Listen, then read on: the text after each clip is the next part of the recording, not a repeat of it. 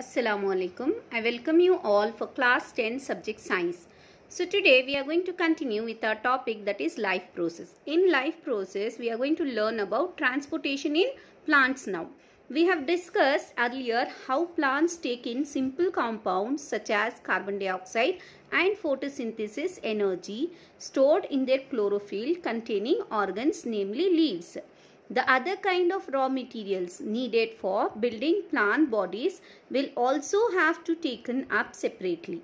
For plants, the soil is the nearest and the richest source of raw material like nitrogen, phosphorus and other minerals. So from where the plants are getting the minerals, that is all different types of minerals, is from the soil. The absorption of these substances therefore occurs through the part in contact with the soil, namely the roots. From where, how they will take now, from the soil is the, namely that is the, from the root it will absorb all the minerals. If the distance between the soil contacting organ and the chlorophyll containing organ are small, energy and raw material can easily diffuse to all parts of the plant body. If it is very near, then it will be easy. But if this distance become larger because of the changes in the plant body design, because you can see the plants are not very small, it can be very tall also. So where will be the leaves and where are the roots? It will sometimes the plants will be 2 floor high, or you can see with from the 5th floor also the plants will be so high. So what about the roots and the plant leaves? How the transpiration will take place, how the minerals will move? It has a proper system of transportation is therefore essential in such situations. So for that reason there is a proper transportation. Energy differs between different body designs. Plants do not move, and plants have a large proportion of dead cells in many tissues.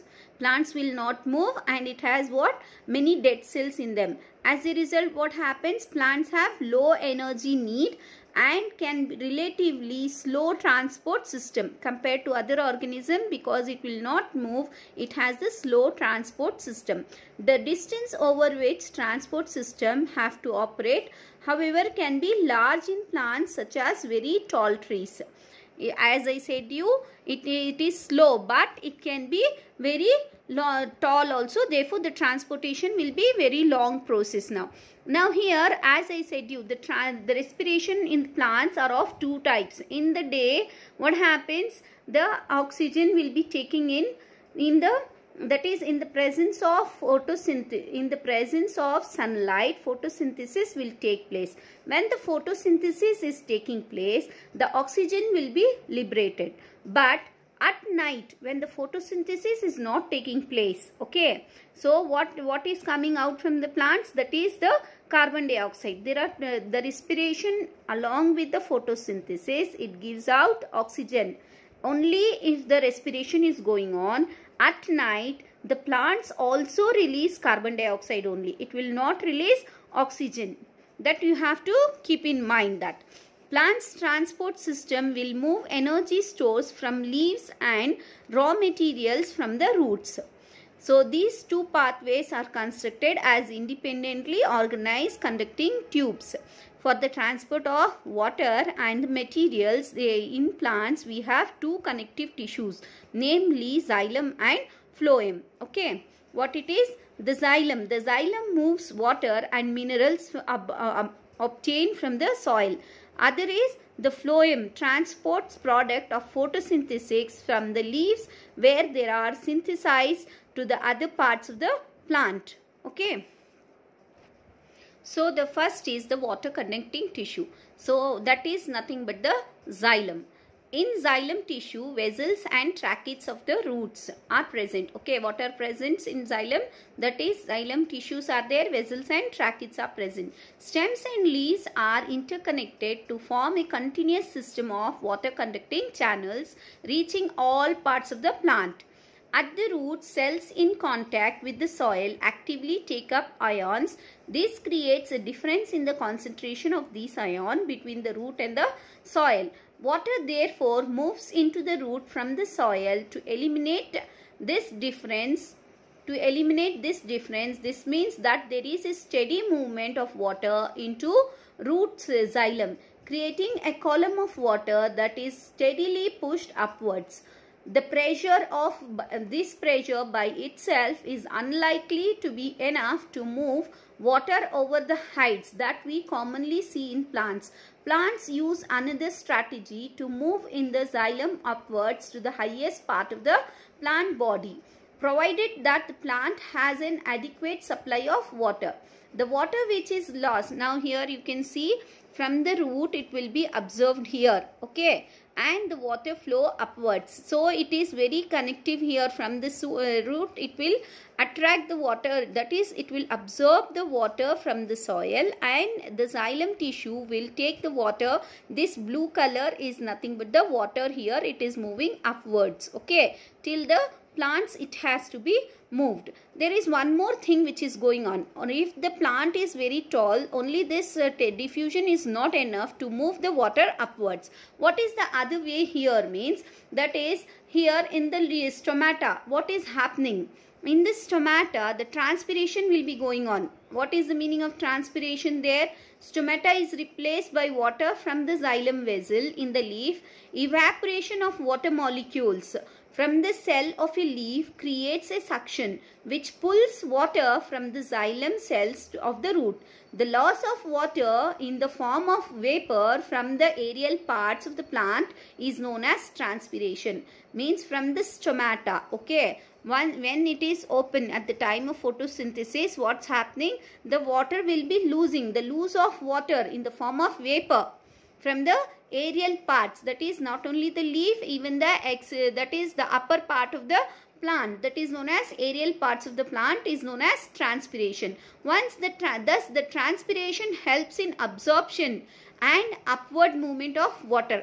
Once the water is evaporating, it helps to absorb, okay, and the water will move up and mineral dissolve in it from roots to the leaves. It also helps in temperature regulation. The effect of root pressure in transport of water is more important at night. At night, why it is important? Because there is no photosynthesis taking place and the transpiration will not be there. During the day, when the stomata are open, the transpiration pulse becomes the major driving force in the movement of water in the xylem. So, during the day it is easy, but at night it is difficult, but still the transportation of water will be taking place by the conducting tissue, that is the xylem. Now coming to the phloem, what does it does? Means the transport of food and the other substance. Yes or no? The food and the other substance is also important from the, from where to where it's moving. That the food is prepared in the leaves of the plant. So the leaves are in the upper place and the food it is needed in the lower space also. Here you can see the food is synthesized here in this tissue, and then it is coming towards the downwards here, okay, where it is needed. Actually here the food is important, because here dead cells will be there. What is prepared the food here, it has to be transported to all parts of the plant body there. How it takes place now? So far we have discussed the transport of water and minerals in plants.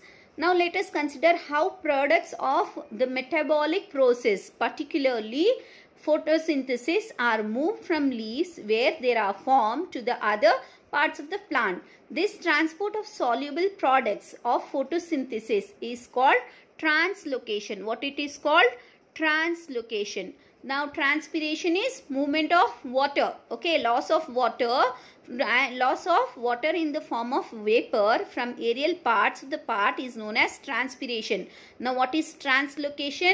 This the transport of soluble product of photosynthesis is called translocation, and it occurs in the part of the vascular tissue known as phloem, where it will occur in the phloem. Beside the products of photosynthesis, the phloem transport amino acid and other substances. These substances are especially delivered to the storage organ of roots, fruits and seed, and to growing organs. The translocation of food and other substance takes place in the sieve tubes with the help of adjacent companion cells.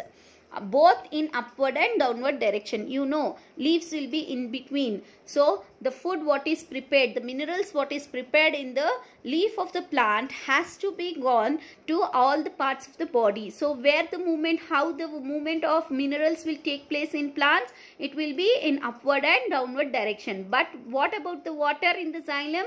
It will be moving only in the upward direction. But in the phloem there are sieve tubes and the companion cells, okay, which takes the minerals upwards and also the downward of the plant wherever it is needed, okay.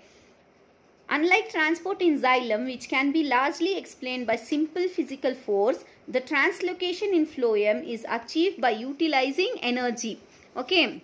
Materials like sucrose is transferred into phloem tissue using energy from ATP. So for the movement of this, they need the energy here. Which type of energy is used in plants? That is again the ATP.